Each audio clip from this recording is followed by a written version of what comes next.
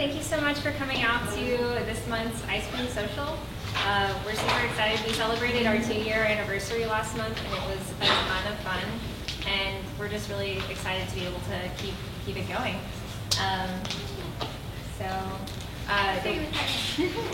The way it works is we're a feminist reading series. We usually start off with an open mic and then open it up to 2 or 3 featured readers.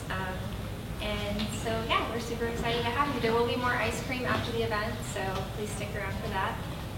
And we're going to start with the open mic. Yeah. Taking the stage first, Nicholas Jimenez.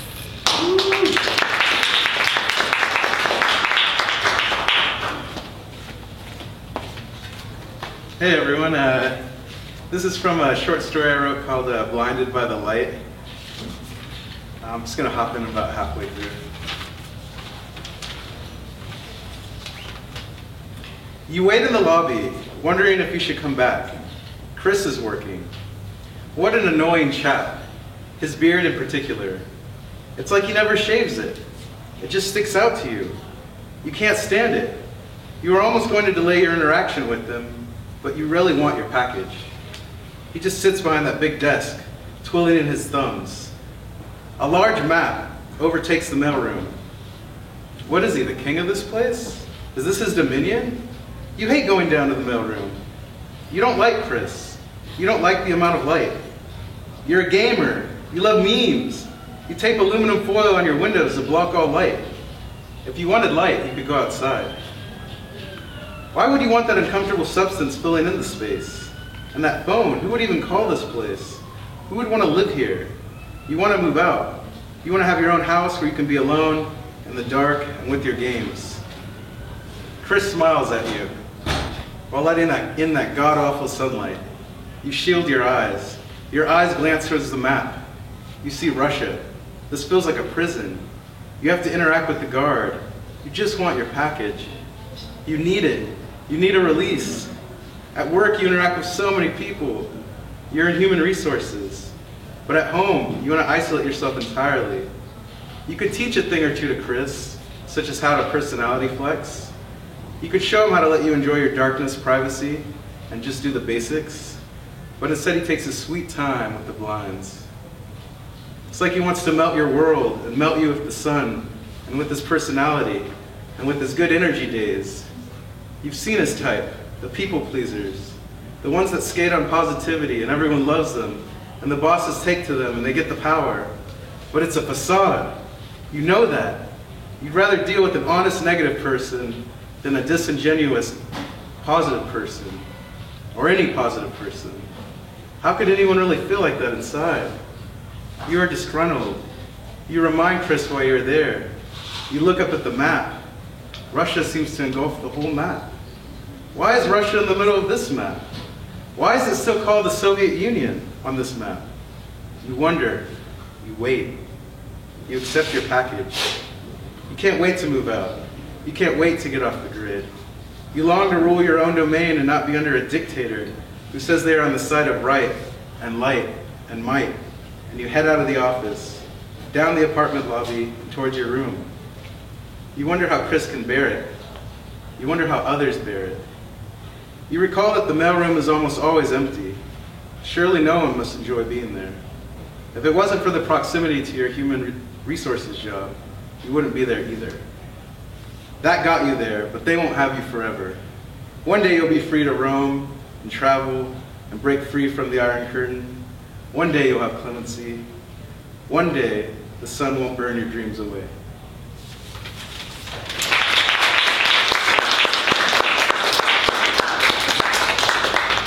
Thanks so much. Up next we have the veteran of veterans. So this poem has some Spanish in it, and I don't write in Spanish because no one wants to see that, but the Spanish is not entirely grammatically correct, not because I wrote it, but because it is found text, and I chose to not go clean it up. So this poem is set at the Parish of the Immaculate Conception in Real de Catorce in Mexico. It's called Walls of Miracles. 1. I doubt I'll ever again see as much gold as I do walking into the church made from the money, from the melted down metal bequeathed from parishioners. Milagros cover every inch of every image of St. Francis. Fulfilled promises run from floor to ceiling, surround windows, border door frames.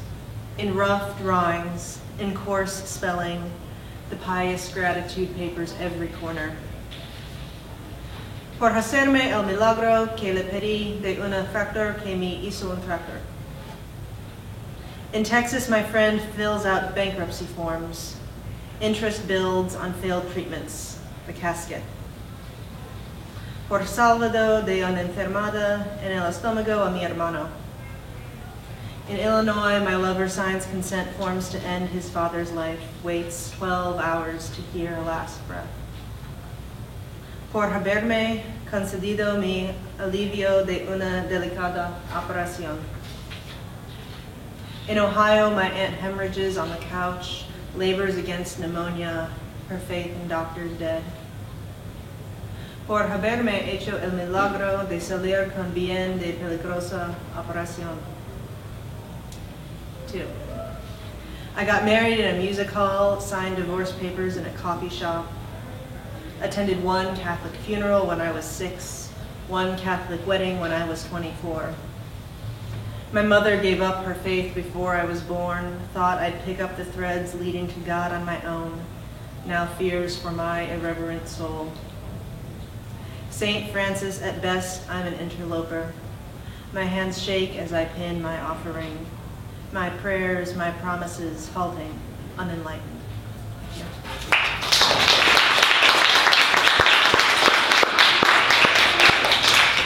And we just have one more open micer for today, but I know this is a room full of poets and artists. So if you feel inclined, we've got an open mic sheet still on the table over there. I'm going to look at all of you in the eyes. But our last open micer right now is Taylor Benavides.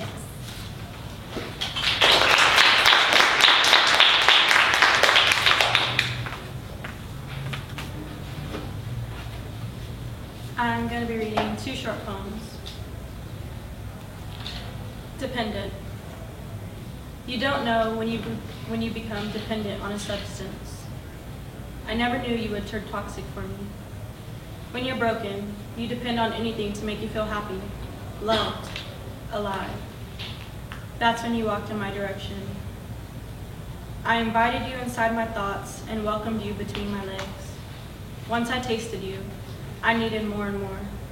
I was hooked on you and I never even knew it. Becoming addicted to a person never seemed dangerous because you were good and what I wanted. But that was before. Slowly you began to taste like poison, but I drank you anyways. Slowly you put me through hell, but I followed you anyways. And slowly I fell into a deep abyss of nothing because it was better than feeling the pain you caused me. Once I saw that I became a shell of myself, I knew it was time to let you go. I know you were bad for me, but fuck. My lungs were already filled with your toxic, so what was one more hit, one more inhale, one more taste? To me, the unknown of being without you seemed a lot worse than being with you, until I looked in the mirror. I never knew I'd have to walk away from you. I never knew you'd turn toxic for me, but alas, here I am, walking in a different direction, on the road to recovery. Recovery. All my life, there was never the right kind of love. So when you came into my world, I thought you were what I deserved. Your voices of anger attached to my body, and I was addicted to your toxic. But a new spirit came along and helped me unhook myself from your grasp. I'm on the road to recovery, but I'm not alone. I have a new love that holds me when I cannot stand, who sees my whole self as well as the shadow that follows me and loves me anyways. Each time my thoughts get too loud, he's right beside me, filling my head with nothing but his voice. There must be something good in me if the most amazing man I've ever met chose me to love. One day I'll believe I'm lovable. And one day I'll stop listening to the words you've drilled into me because I know my worth and what I deserve, and I never deserved you.